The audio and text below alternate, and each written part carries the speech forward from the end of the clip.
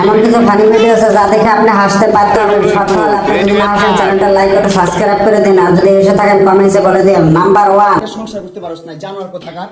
দুইটা ভালো ভালো ভালো পরিবারের সংসার আছে।